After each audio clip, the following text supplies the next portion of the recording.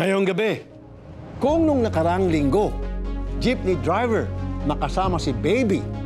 Ngayon, delivery rider naman na inaangkas sa hanap buhay ang kanyang 3 taong gulang na anak. Goal ko talaga, ma'am, na ligtas kami sa araw-araw, na lumalabas kami ng bahay. At tunghayan ang cute at pangpelikulang love story ng isang espesyal na magkasintahan. Ako po, si Rafi Tulfo, ang kapatid mo.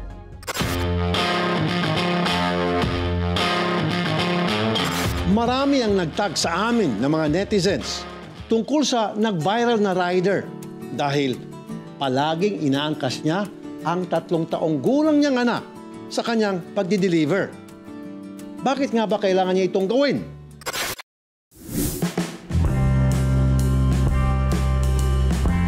Panibagong araw para sa 32 years old na si Joseph Tobias at sa 3 taong gulang niyang anak na si Tyler. Nagpakain muna ng mga alagang isda si Joseph. Si Tyler naman naglaro ng kotse-kotsehan. Matapos maligo at makapag-agahan, naggayak na si Joseph at dinampot ang kanyang helmet. Maya-maya lang, hinawakan na rin niya ang kamay ni Tyler at sabay silang lumabas ng bahay. Sumakay ng motor si Joseph at isinakay ang kanyang anak sa harapan. Hindi lang basta gagala ang mag-ama, kundi magdi-deliver para sa mga online shopping app. Umaga, magkakikilos ka para sa anak mo. Tapos sa tanghali, tatrabaho ka kasama ang anak mo. May trapal na bubungan naman ang motor para protektado sina Joseph at Tyler sa init at ulan. Pinaka-goal ko talaga, ma'am, na sa sarili ko is yung ligtas kami sa araw-araw, na lumalabas kami ng bahay. Kasi kasama ko nga po yung anak ko. Pero minsan, hindi rin maiwasan na nasisita sila ng mga alagad ng batas. Sabi sa akin nung HPG, ba't kasama ko yung anak ko? Hindi na po ako nakikipag-agreemento kasi alam ko po yung magiging violation ko, alam ko po yung mali ko, kasi bakit kasama ko yung anak ko. Kasi no choice, yun lang din po yung mga bibig ko sa mga HPG. Kasi no choice po ako kasi single parent po ako, ito ang trabaho ko. Aminado rin si Joseph, mahirap, lalo kapag umiiyak na ang bata. Tulad na lang ng kanilang naranasan, lumag-deliver siya sa content creator na si John Christian Raimundo. From Antipolo, pumunta po kami ng Cavite. Then, kinagabihan po, may kukunin po kasi akong document na deed of sale po ng aking motor. So, that time, yung deed of sale ko po na yun, nasa Parañaque. So, pagdating ni Sir Joseph, ma'am, biglang ano po siya, humingi ng pasensya. Sabi niya sa akin, "Sir, sorry po, medyo late na po ako." Sabi ko, "Okay lang po." Pagbaba niya po ng motor, biglang umiyak yung bata. Kaya po nagulat kami nung kapatid ko. Sabi ko, "Sir, ba't kasama niyo yung anak niyo?" Napatanong po akong biglang ganun. Ngayon, sabi niya, "Sir, wala po akong choice eh." Ngayon, tinanong ko siya, ma'am, kung saan po yung pinakamalayo nilang napuntahan. Napuntahan daw po nila kasama yung bata is Bataan. So talagang sabi ko, layo. Dahil dito, nagdesisyon si John na i-post sa social media ang sitwasyon ng mag-ama na paulit-ulit namang tinatag sa inyong lingkod. Ang intention ko talaga dun, ma'am, kung bakit ko siya na-i-post, hindi lang totaling kumbaga, parang i-share lang sa bayan na tulungan tong taon to. Pero hindi ko talaga siya in-expect na as in magbabiral po yung post ko nun. Taong 2019, nakilala ni Joseph ang nanay ni Tyler sa Facebook. Isang kahig, isang tuka lamang ang babae na ayaw na niyang pangalanan. Kaya ginawa raw ni Joseph ang lahat para rito.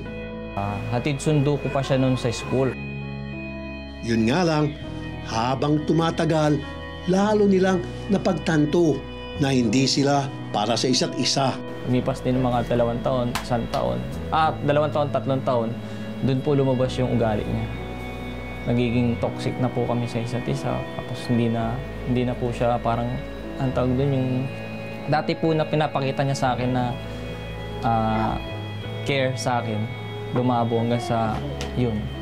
Doon na nag-start na parang na siya, nanlalamig na po siya sa akin. Bilang pagsunod sa batas patungkol sa custody ng anak, sa nanay napunta si Tyler nung una. Subalit, mismong kaanak daw ng babae ang nag-report kay Joseph na hindi naalaga ang mabuti ang kanilang anak. Nabalitaan ko po na hindi pala po siya umuwi ng isang linggo.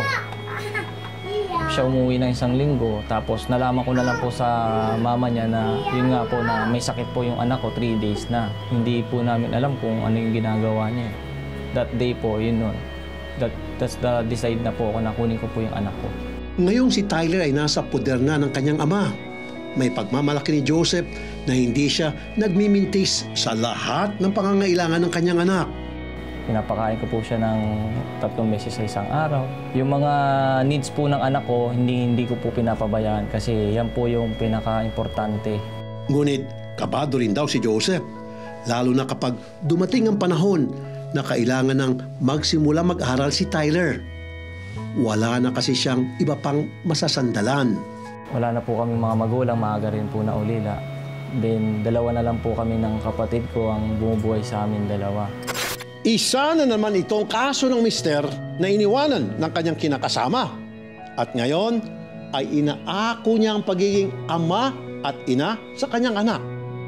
May pag-asa pa kayang umayos ang sitwasyon ni Tatay Joseph? Abangan sa pagbabalik ng kapatid mo.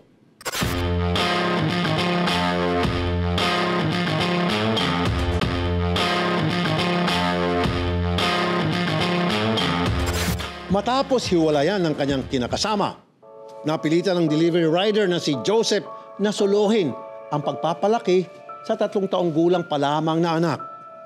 Bumalik tuloy sa kanyang alaala ang kanyang mga trauma mula sa pagkabata. Wala na po kami mga magulang, maaga rin po na ulila. Then 2 na lang po kami ng kapatid ko ang bumubuhay sa amin 2. Wait lang na. Hindi maiwasang masubok ang pasensya kapag nagsasabay na may dapat ayusin sa buhay at kailangan din ng atensyon ng anak. Kakain na.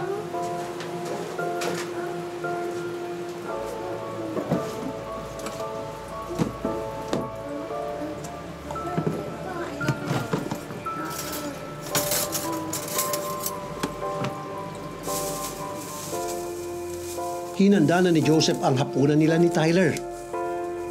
Kinabukasan, sasakay muli ng motor ang mag-ama para mag-deliver. Sa kabila ng napaka-busy nilang schedule, tiyak ni Joseph na hindi siya nagkukulang sa pangangailangan ng kanyang anak. Pinapakain ko po siya ng 3 beses sa isang araw. Yung mga needs po ng anak ko, hindi ko po pinapabayaan kasi yan po yung pinaka-importante. Dasal lang ni Joseph, lakas ng pangangatawan upang hindi matulad sa sinapit ng kanyang mga magulang. 16 anyo siya nang pumanaw ang kanyang ina sa sakit na liver cancer. 21 anyos naman siya nang ma-heat stroke at masawi ang kanyang ama. Bagamat may isip na ng mawalan ng mga magulang, lubos pa rin daw silang nagdusa ng kanyang kapatid. Then 2 na lang po kami ng kapatid ko ang bumubuhay sa amin 2. Simula po nung nawala po yung mga magulang namin, ang pinaka naging padre de pamilya ko po is yung pinakapanganay ko po na si Jonel. Nanumbalik pa ang pait nang bigla na lang silang iniwang mag-ama ng babaeng akala ni Joseph ay makakasama niya habang buhay. Dahil solong tumataguyod sa kanyang bumunting pamilya, hindi makadiskarte si Joseph na tulad ng ibang delivery riders. Sa tuwing mag-aabot ng parcel, mayat maya niyang nililingon ng anak. Sa mga kalsada, hindi pwedeng sabak ng sabak. Kailangan sa lahat ng oras, mag-ingat at magdahan-dahan dahil may 3 taong gulang na bata siyang kasakasama. Hindi naman pwedeng huminto sa hanap buhay si Joseph dahil siya lang ang inaasahan. Parang gusto ko nang gumibap pero bilang inspiration na lang siguro sa anak ko, kaya ako nagpapatuloy sa buhay kasi siya na lang yung natitira kong tsaka tibay ng loob tapos pananalig lang sa Panginoon. Sa kabila ng kanilang pinagdaanan, gusto pa rin ni Joseph na haraping muli ang ina ni Tyler upang ipagmalaki ang layo na ng kanilang narating. Mahal na mahal ko yung anak mo, hindi ko pababayaan yan. Saka sakali man magkita kayo, hindi ko pa naman kasi pagkakait sa'yo yan. Alam kong mahal na mahal mo pa rin yan kahit ganun na nangyari sa atin, naghiwalay tayo. Habang pinag-uusapan at sinusulat namin ang istoryang ito, hindi mapanatag ang aking kalooban sa kalagayan ng mag-amang Joseph at Tyler. Kaya naman, ako na mismo ang kumausap kay Joseph sa telepono para malaman ang kanilang mga pangangailangan. Magandang hapon po Sir Joseph, na pakinggan ko ang iyong kwento na yung anak mo ay naangkas mo sa pag-deliver mo, which is number 1, mapanganib para sa bata, number 2, violation po yan, at gusto ko pong makatulong. Ang sabi po sa akin, nag-ipon daw po kayo ng pambili ng L300, sa gayon, hindi na nasa motor yung bata, para pag nag-deliver ka, yung bata pwede mo isama sa L300, pero dapat merong, ilang taon ba yung anak nyo?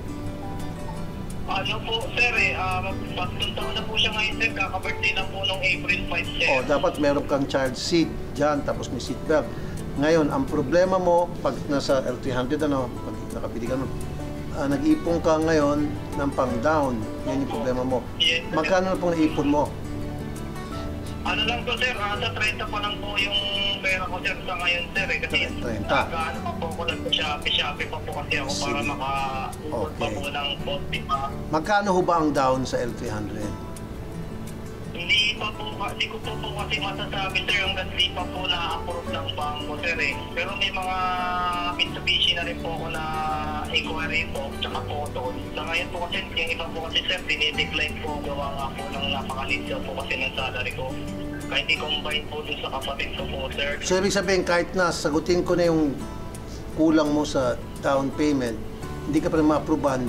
Pero, sir, delikado yan, sir. Yung araw-araw, kaangkas mo yung bata, 3 years old,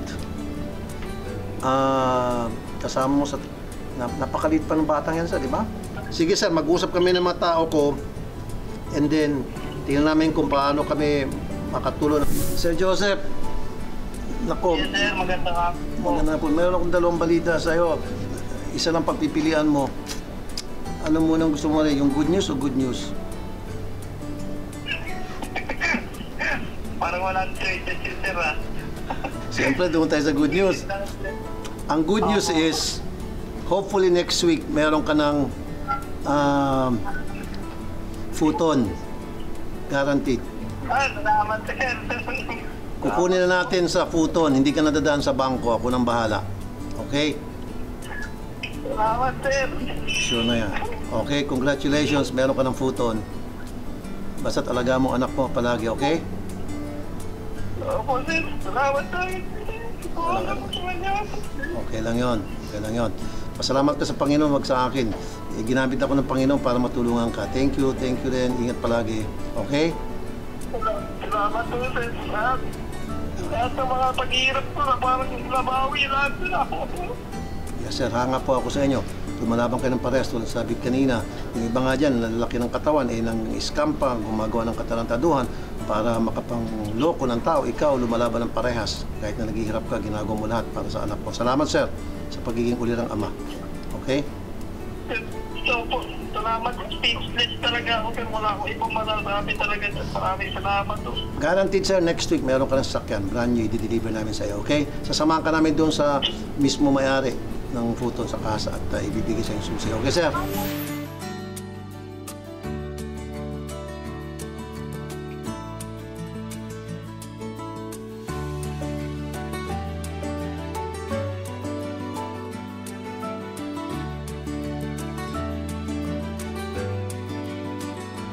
So ngayon na yung araw na nakikita mo na yung iyong sasakyan. Brand new, yun. Kaya po, sir, na-steady talaga ako. Ha? Unexpected po talaga yung nangyari sa buhay po namin dalawa ng anak ko. Hindi ko talaga expect na ganito. Deserving sa 5 years pong paghihirap ko po, sir, sa Senator. Sa buhay ko, sir, ngayon lang ako nakaranas ng ganito. Please, sobra po. Lahat ng paghihirap na ginawa ko, sir, mapalaki ko lang na maayos yung anak ko. Kaya nga, kahanga-hanga ka. Init kaya sir, yung motor ko, ginilan ko talaga ng bubong. Kasi gawa po, anak ko lagi ko sinasabi. Pero delikado yun, ha? Sa totoo lang, sir, regular ho ko sa pagiging truck driver. Gawa lang ho nang nag-iwalay kami ng asawa ko. Hindi ho siya, bawal ho ang bata sa mga warehouse.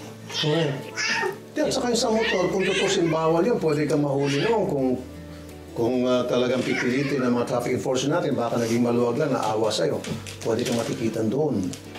Saka unsafe, baka makasuma pang child abuse. Opo. Yun po yung laging sinasabi ko po sa mga HPG. Saka, ang mostly po na nanguhuli sa amin sa HPG, sa Bulacan. Hindi natin sila masisisi. Kasi ginagawa lang yung trabaho nila, bawal yun. Ay insurance, kuha na natin. Sagutin ko lang yung insurance. Kailangan mo na insurance yan kasi pag paano kung karnap yan o nawala o merong nangyari sa sakyan, please mabayar insurance. Ipa-insurance natin, ha?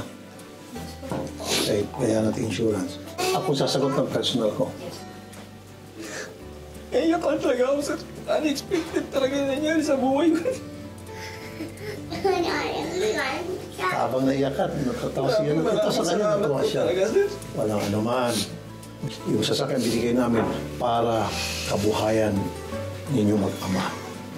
At napahanga nyo kami. Hangang-hanga ko sa kasipagan mo. Pag kumakayod ka para sa baby mo. Well, congratulations. Agad-agad, inihanda ng ating mga kapatid sa Photon Philippines ang regalo para kay Joseph. So, since si Joseph ay nasa logistics industry, naisip namin na bagay yung Gratour multi-purpose van. Kasi for one, marami siyang maikakarga, and two, sakto lang yung size niya, especially for yung tertiary locations na masikip yung area. So, yung standard price ng Gratour MPV is 690,000 pesos. And it is competitively priced versus other brands considering yung features and performance ng Gratour.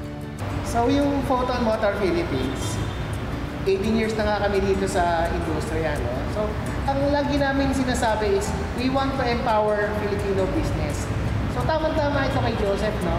As a startup businessman, at meron na siyang magagamit ngayon na Gratour MPV, napaka-affordable para sa Pilipino to start their own business. Joseph, ang Photon Motor Philippines ay kasama mo na ang harap upang mapaunlad ang pamumuhay ng iyong pamilya at ng iyong anak. We recognize the value of hard work and perseverance. That's why our vehicles are designed to be dependable, efficient, and ready to support the drive to succeed. At ngayon, dumating na ang inaabangang araw ng aming sorpresa.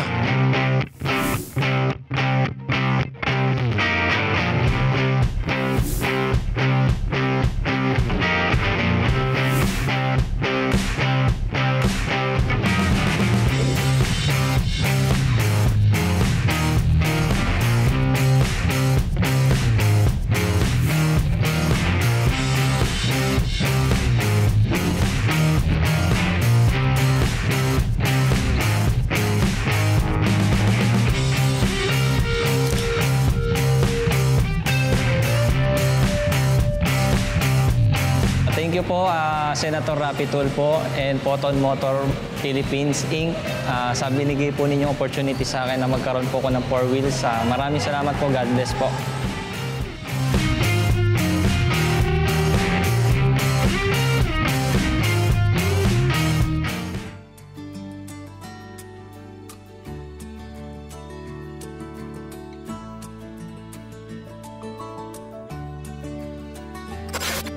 Susunod, viral na magkasintahan na parehas may Down syndrome. Mga pambihirang love story na ito. Susunod na sa kapatid mo.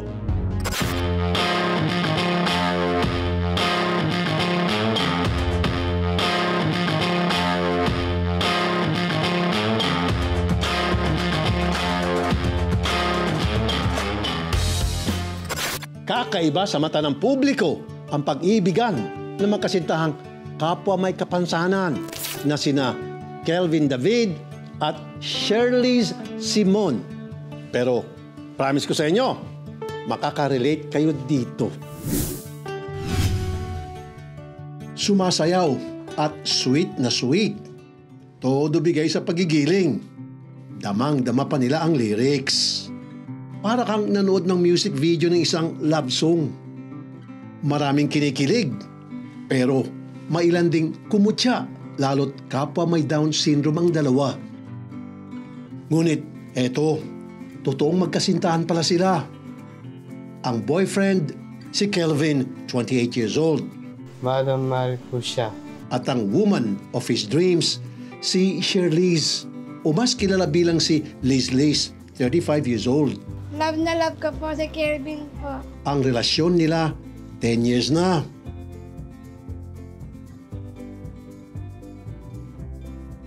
Nagsimula raw ang matamis nilang pagtitinginan sa Special Education o SPED. Noon pa man, crush na raw ni Kelvin ang kaeskwelang si Liz. Maganda siya po. Aangos ng ilong. Si Liz naman, napuna raw ang malalagkit na tingin sa kanya ni Kelvin. Dito na rin niya napansin na pogi pala ang kanyang schoolmate. Magwapo siya po. Magwapo po. Para tumitibok yung aking damdamin. Dito na raw nila pinatunayan na the best way to a loved one's heart is through the stomach. Inibre niya ako sa punta kami sa Lucky Chinatown po. Tapos nanood po kami sine po. Tapos kakain po kami. Masipag po sa tindahan po. Nag-iisang may special condition sa kanyang pamilya si Liz. Subalit, pinalaki siya na puno ng pagmamahal. Actually po, kaming family, lahat nagka-guide sa kanya. Pero most of the days, self-sufficient po kaming lahat. Dahil dito, naging palakaibigan si Liz at life of the party pa. And si Tita Liz po, she likes socializing with people. So lagi siyang nasa Tutuban Center Mall, na doon din siya kumukuha ng mga friends, mga kakilala, nakakamit din siya ng bagong tao doon. Tapos doon siya kumukuha ng sigla. Tubong tondo naman si Kelvin. Pangalawa sa 3 magkakapatid. Si Kelvin lang din ang may kapansanan. Sa kanilang pamilya, si Lola Marilyn ang nagtsatsagang mag-alaga sa kanya. Lalo na nung nakaranas ito ng bullying. Si Kelvin po nakapag-aral sa Rizal Elementary School. Sinusundo ko siya. Tapos nakikipaglaro din sa mga kamukha niya. Ganun lang po. May ibang bata, tinutukso siya. Ganun. Pag nakikita siya. Hindi lang kasi Down syndrome ang iniinda ni Kelvin. Isinilang pa siya na may butas sa puso at walang butas sa puwitan. Simula po nung pagkabata ni Kelvin, ako na po ang nag-alaga niya, pagkapanganak sa kanya, wala pong butas sa puwit niya. Ako na po nag-aasikaso sa kanya, dinadala ko po sa mga ospital. Kasi po may butas din ang puso niya eh. Walang butas ang puwit, may butas ang puso. Ang dami po niya sakit noon. Eh ako lang po nagtsatsaga na magdala-dala sa kanya dahil ako po may alaga dyan eh. Sa pulong pagkapanganak ni Kelvin. Eh para po sa akin, ako yung lola.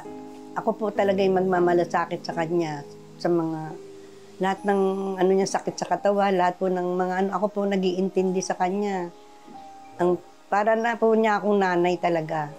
Aminado si Lola Marilyn, extra effort ang mag-alaga kay Kelvin, lalo pa ngayon na binata na ito. Pero enjoy naman daw siya dahil mabait at malambing ang kanyang apo. Si Kelvin po, malambing, maalalahanin po yan.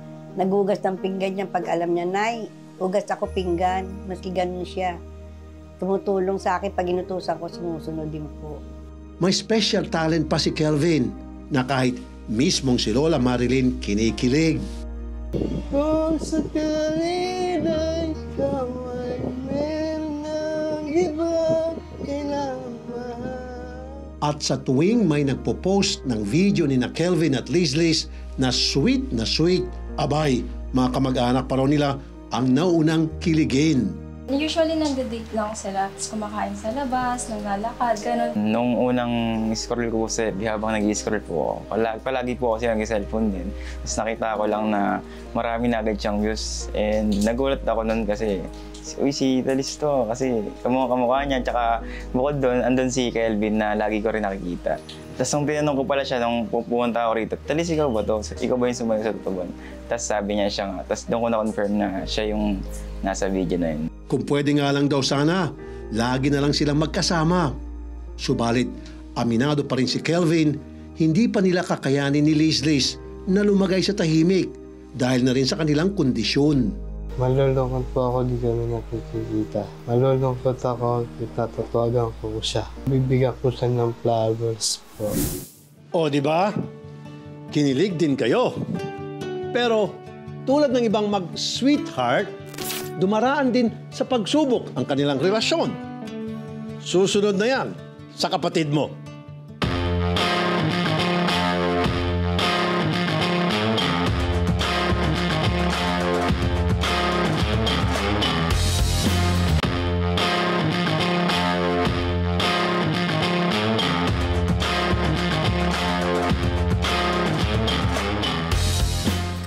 Hindi nakapagtaka para sa ilan na na-inlove sa isa't isa sina Kelvin at Shirley's dahil parehas sila ng iniindang kondisyon. Like attracts like. Sabi nga ng philosopher na si Ernest Holmes.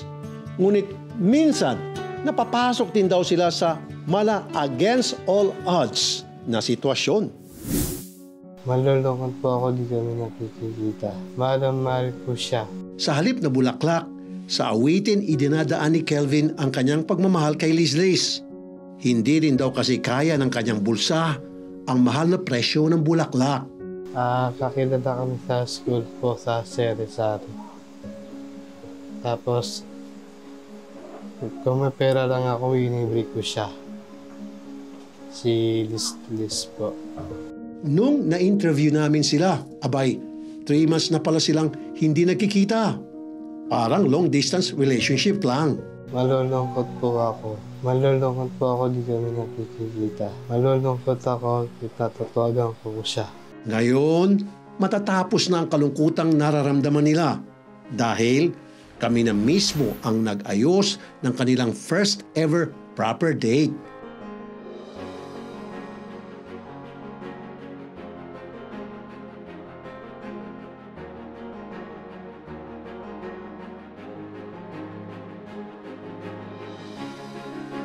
Nasa bucket list din daw nila ang magkaroon ng magaganda na couple photos. Siyempre, sagot na rin namin yan. Sulit na sulit ang pictorial dahil hindi lang mga posing na pang-pa-sweethearts ang ginawa nila. Meron ding pang-birthday, pang-anniversary, pati pang-bride-to-be. At siyempre, hindi pwedeng kalimutan sa bonding ang kanilang mga pamilya.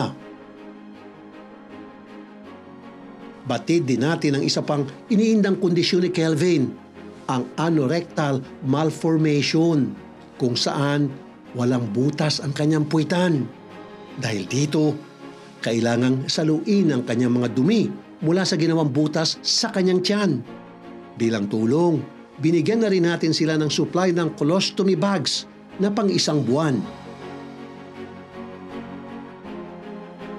Isang dekada na magkasintahan sina Kelvin at Liz at going stronger pa sila. Sa ganitong klaseng relasyon, sabi mismo ni Doc, ang mga pamilya nila ang magiging sandigan. Kapag sila ay nakakaramdam na sila ay mahal, no? Sila ay tinatanggap ng isang tao, nagkakaroon sila ng satisfaction. Nagkakaroon sila ng kaligayahan, ramdam ng kaligayahan. Dahil dito tumataas din yung pagtingin nila sa kanilang sarili, nagkakaroon sila ng feelings of security. Maraming pwedeng maging suporta na maibibigay ang komunidad, gayon din yung pamilya at mga mahal sa buhay. Number 1 na dito ay yung pagtanggap mula sa ibang tao o most especially sa community.